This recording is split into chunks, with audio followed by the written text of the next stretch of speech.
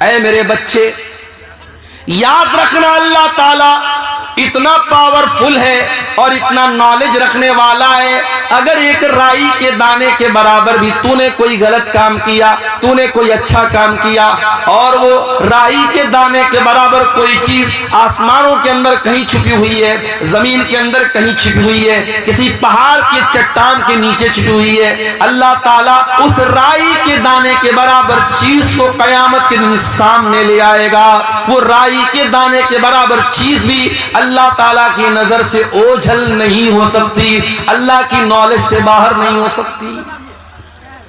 तू क्या समझता है तेरा कमरा बंद कर लेने से, तेरे कमरे की लाइट ऑफ कर देने से, तेरे अपने मोबाइल की हिस्ट्री को डिलीट कर देने से, तेरे व्हाट्सएप की चैटिंग को खत्म कर देने से तेरे गुनाहों पर पर्दा पड़ गया? अल्लाह को नहीं मालूम है? तू अल्लाह को बेवकूफ बना लेगा? नहीं मेरे भाई, अल्लाह को सब पता है। इसलिए अगर गुनाहों से बचना है, अल्लाह को पहचानो मेरे प्यारे साथी।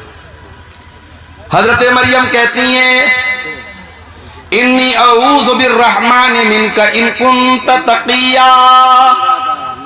ऐ आने वाले इंसान, मैं रहमान की पनाह चाहती हूं, अगर तू अल्लाह से डरने वाला है, मेरे करीब ना आना, मेरे पास ना आना। अच्छा, फरिश्तों के अंदर शहवत नहीं होती। हजरत जिब्रील इंसान की शक्ल में आए हैं, मगर जिब्रील फरिश्ते हैं, और फरिश्ते के अंदर कभी डिजायर और शहवत और ख्वाहिश नहीं होती। मर्द के अंदर, इंसान के अंदर ख्वाहिश होती है। कोई कितना ही नेक इंसान हो, अगर उसके सामने औरत आएगी तो जो एक मर्द की जो के अंदर जो फितरी तौर पर औरत को पाने की जो तलब है, जो रिक्वायरमेंट है, वो जरूर कहीं ना कहीं उसके दिल में पैदा होगी। कोई मर्द अगर ये कहता है, साहब, जैसे डॉक्टर जाकिर नायक का एक बड़ा वायरल हुआ था एक मामला, उन्होंने पड़ोसी मुल्क में जब उनका दौरा हुआ, उन्होंने कहा कि अगर किसी मर्द के सामने कोई औरत मेकअप करके बैठी है और काफी देर तक उसके सामने बातचीत कर रही है और मर्द को कोई फर्क नहीं पड़ रहा है, तो वो इसका मतलब कि वो मर्द गड़बड़ है, उसको अपना इलाज कराना है। बड़ा बवाल हुआ था उसके ऊपर। मगर डॉक्टर जाकिर नायक ने जो बात कही थी, डॉक्टर जाकिर नायक की बहुत सारी बातों से इख्तिलाफ भी है, लेकिन बहुत सारी बातें उनकी सही है, यहां वो बिल्कुल सही है। इसीलिए हमारी शरीयत कहती है, अगर एक मर्द और एक औरत है तो बीच में तीसरा शैतान जरूर होता है। अगर एक गैर मर्द, एक औरत गैर मर्द से अकेले में मिलेगी, मौलाना साहब मसला पूछने जा रही हूं, मौलाना साहब की हालचाल लेने जा रही हूं, आलिम साहब है, ये तो बड़े नेक है, तकरीर करते हैं, बड़े दीनदार हैं, अगर एक औरत एक मर्द तन्हाई में मिलेंगे, चाहे वो मर्द उस दौर का सबसे बड़ा परहेजगार इंसान हो और वो औरत उस दौर की अल्लाह की वलिया हो, नेक औरत हो, अगर एक मर्द और एक औरत तन्हाई में मिलेंगे, अल्लाह के नबी फरमाते इल्ला वसालिसुहुम शैतान, तीसरा वहां शैतान जरूर होगा। इसीलिए इस्लाम में कोई एजुकेशन नहीं है मेरे भाई।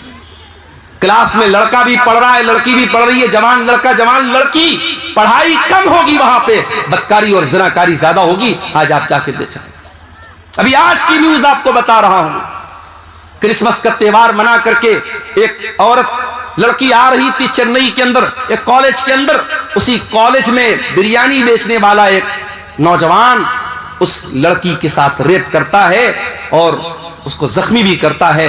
बाद में जब मामला सामने आया, पुलिस केस बना, बड़ा बवाल हुआ, अब शायद उसको अरेस्ट भी कर लिया गया है।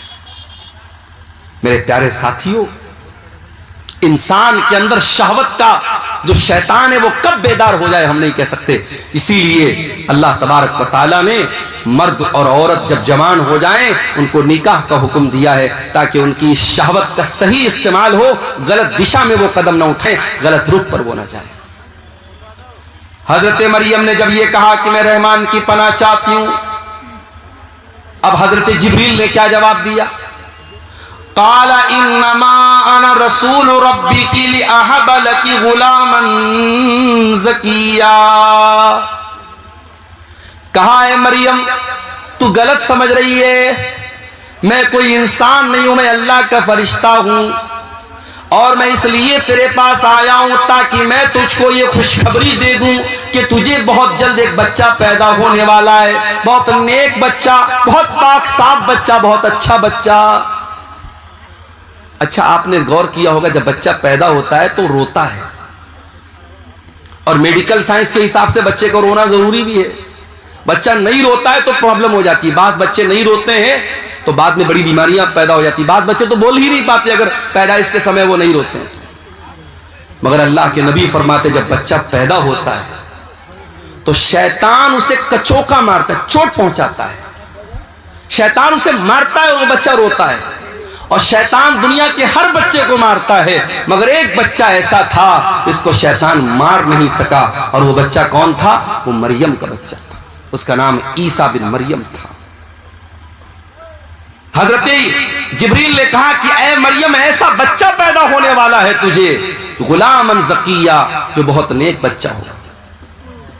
क़ालत अन्ना यकूनु ली गुलाम वलम यमससनी बशरुन वलम अकु बग़िया।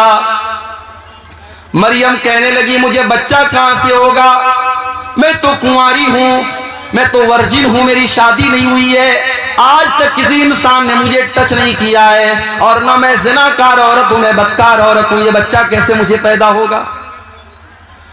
क़ाल कज़ालिक, हजरत जिब्रील ने कहा कि अल्लाह का हुक्म है और तुम्हें बच्चा पैदा होगा। क़ाल रब्बुकी हुवा अलैया हय्यिन, आपका परवरदिगार ये कह रहा है कि ये मेरे लिए आसान है। वलिनजअलहु आयतन लिन्नासी, और अल्लाह ताला आपके बच्चे को बगैर बाप के पैदा करेगा ताकि वो बच्चा दुनिया के लिए एक निशानी बन जाए। वकाना अम्रम मक़दिया, और ये अल्लाह का हुक्म है जो पूरा होकर के रहेगा। अब मरियम प्रेग्नेंट हो गई। अब ये वजाहत कुरान में नहीं है कि ये प्रेगनेंसी पूरे 9 महीना रही या चंद दिन रही। फहमलतहु, मरियम के पेट में ईसा अलैहिस्सलाम वजूद में आ गए। मरियम के पेट में ईसा अलैहिस्सलाम वजूद में आ गए। मरियम को हमल ठहर गया। फंतबज़त बिही मकानन क़सिया, और जब मरियम ने यह देखा कि पेट ज्यादा फूल गया है और अब लोग सवाल उठाएंगे, मरियम वहां से बहुत दूर निकल गई, आबादी से दूर चली गई, मस्जिद अक्सा से दूर चली गई ताकि लोगों के सवालों का जवाब ना देना पड़े।